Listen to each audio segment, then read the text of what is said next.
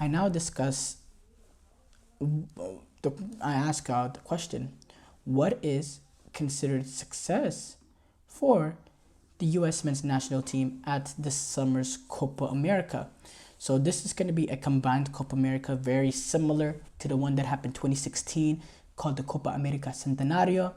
It's very similar in the fact that we're going to have CONCACAF teams and North American teams combined in this big show of soccer. I think this tournament is going to be huge and has an opportunity to rival the likes of the Euros that are also happening this summer.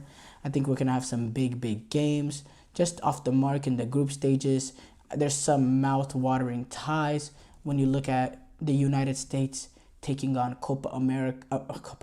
United States taking on Uruguay, Argentina taking on Canada, Brazil taking on Colombia, Mexico taking on Ecuador, Jamaica. There's a lot of mouth-watering ties in this group stage game, and I think it's going to be a phenomenal tournament. Now, as far as the U.S. men's national team, this is their real main competitive games left until they play the World Cup in 2026, and it will be a home World Cup, and it's important for this tournament, obviously, for the U.S. to go as far as possible and to make a run. But most importantly, is to show that this team has, is on some sort of an upward trajectory entering that World Cup. And, this is very important for them. Now, at the last Copa America Centenario, the U.S., finished second in their group. Then they beat Ecuador in the quarterfinals, and they lost to Argentina in the semifinals. Essentially, they beat every team that they're expected to beat, and they lost to the first team that they were expected to lose. And that's essentially what happened at the World Cup. But the most important thing is to see an improvement between this team and the team we saw at the World Cup. And now obviously, they're expected to win, the first two games against Bolivia and Costa Rica. Bolivia and Panama. And they're gonna be expected to lose to Uruguay and then to lose to whoever finishes second in that group, Brazil or Colombia. But again, if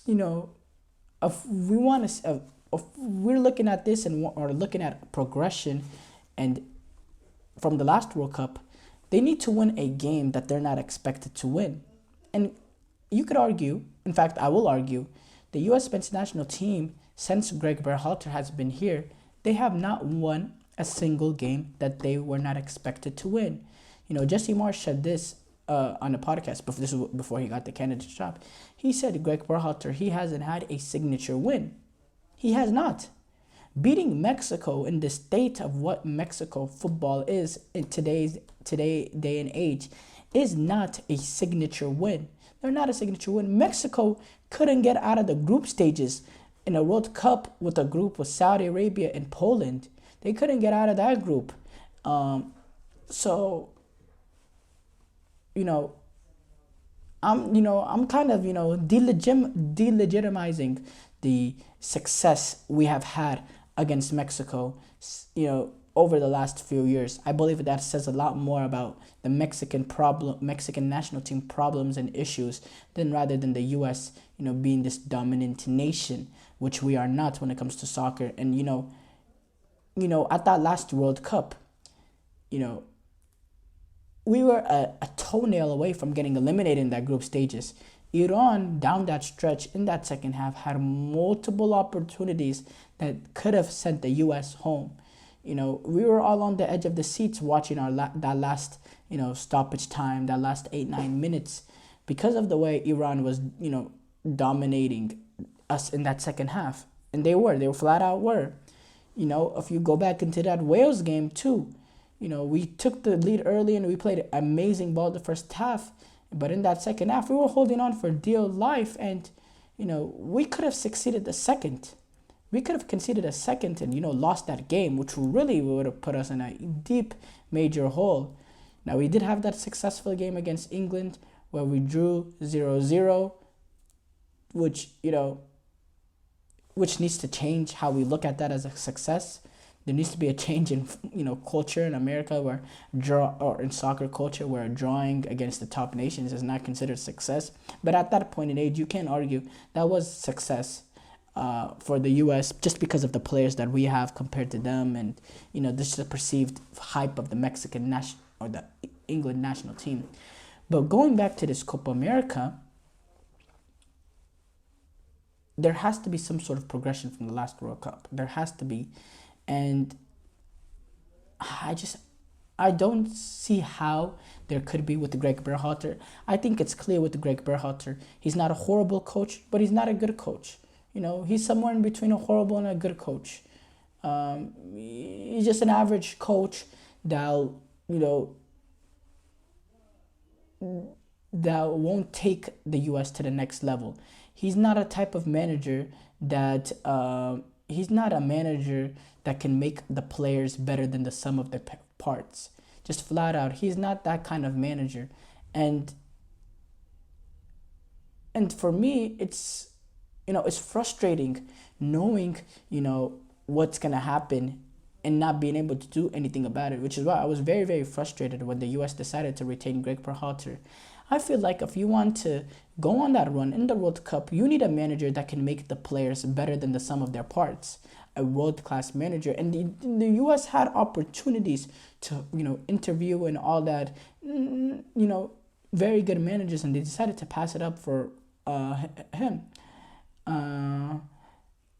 Now, I'm seeing the comments. I'm seeing Eric's comment. Does luck play a factor in winning the World Cup? Can a nation be lucky for 90 plus minutes? Well, luck definitely does have a factor in, trying to win a World Cup. Just flat out simple. Argentina won the World Cup, last World Cup. They went to a penalty shootout, against the Netherlands. They went to a penalty shootout against France. Colomwani had a one-on-one opportunity at the end, fluffs his line.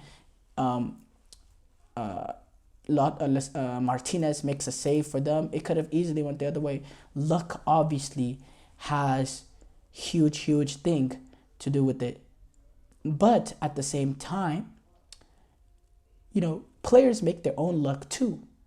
And managers are able to, managers that are at the top level, they make their players better than the sum of their parts. And I don't think Berhalter does that. So I think if the U.S. get lucky, maybe they could get lucky and, squeeze past the group stages like they were lucky last group stages.